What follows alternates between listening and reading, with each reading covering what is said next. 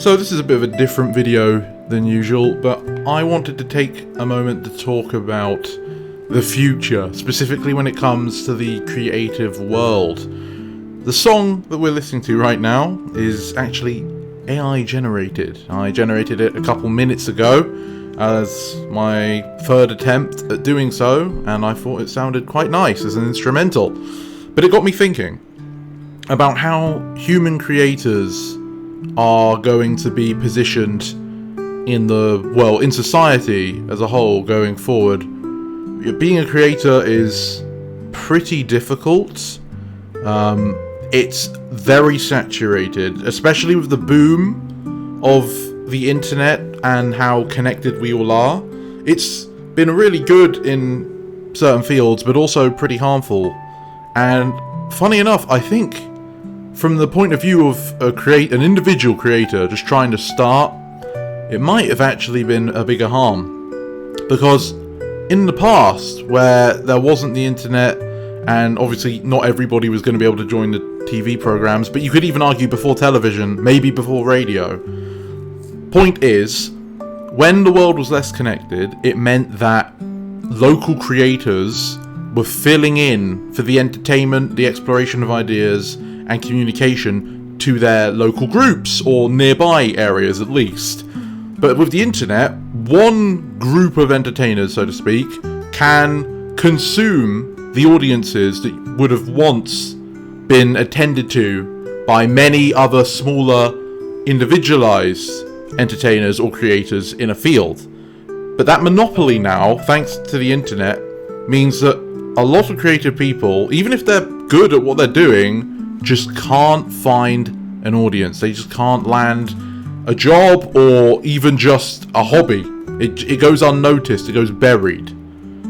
And if you don't have a lot of capital, trying to market against these powerful conglomerates or just ironclad established personalities is next to impossible. I'm not going to say it's completely impossible, but the odds are most certainly not in your favor, and just because you try incredibly hard does not mean it will yield any results. And sadly, something we see is that some of the things that are getting pushed and do succeed don't have that creative soul, that artistic passion behind them. They're made for pure monetary profit. Now, I have studied, practiced, honed, and worked on games over the years, as well as other things such as content creation on YouTube and storytelling and a tiny bit of writing, a little bit of drawing. And I really want to do something like that. But just trying to even get your foot in the door has been absolutely devastating. I've had next to no luck. I've managed to land a few things here and there, but they were temporary, they ended, and they didn't lead anywhere else. And beyond those small specific times, nothing.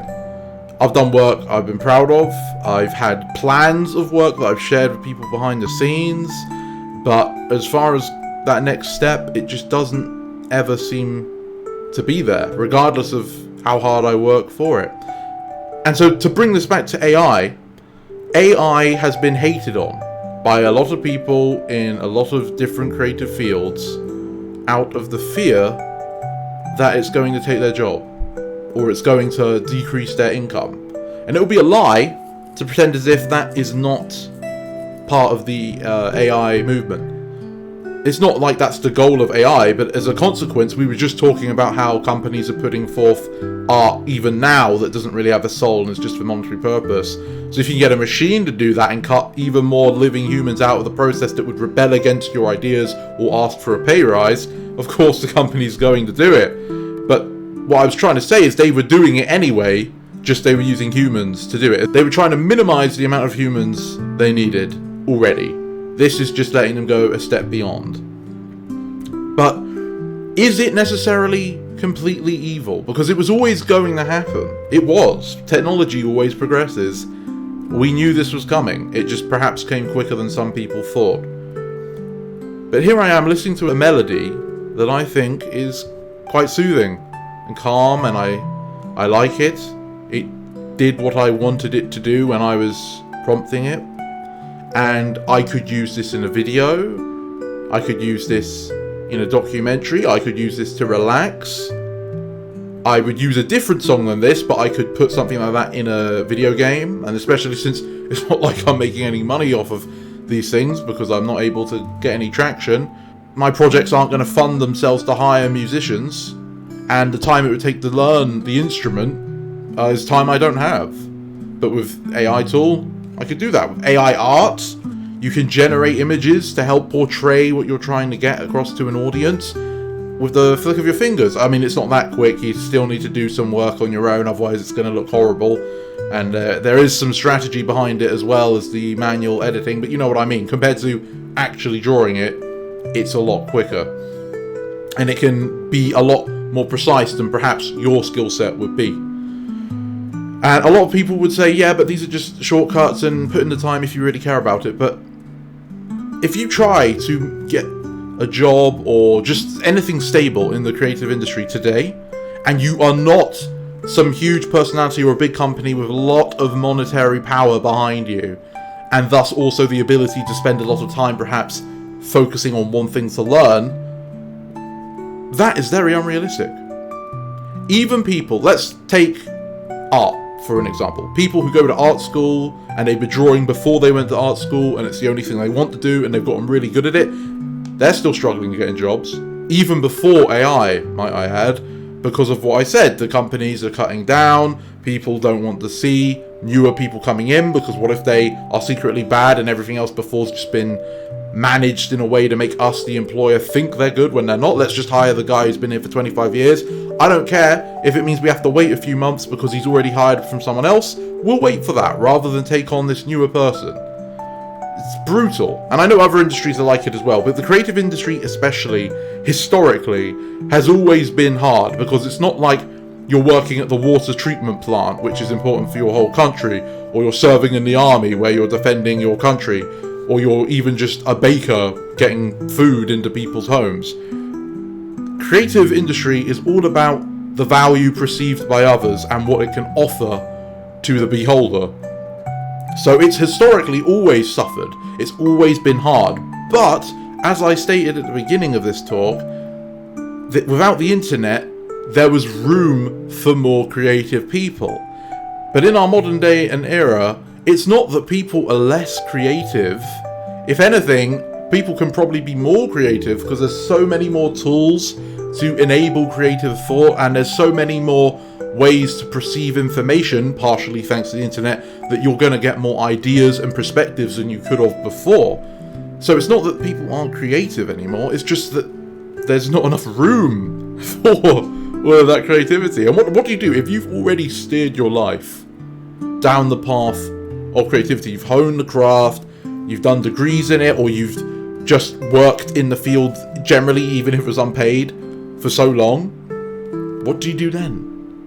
Because even if you manage to pivot somewhere else, you're going to be tearing yourself up from the inside, because you're a creative person who's been working creatively and you've had to let go of it completely to do something else.